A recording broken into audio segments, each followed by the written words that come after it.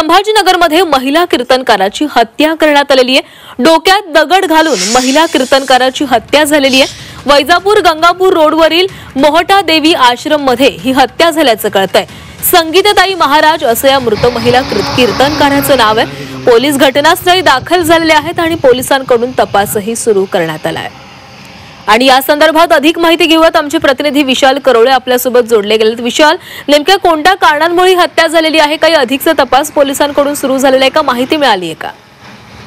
कुठल्या कारणामुळे हत्या झाली अजूनपर्यंत उघड झालं नाही। मात्र या रात्री त्या आश्रमात राहत होत्या आणि रात्री कोणीतरी अज्ञात इसमानं जाऊन दगडाने ठेचून त्यांची हत्या केलेली आहे।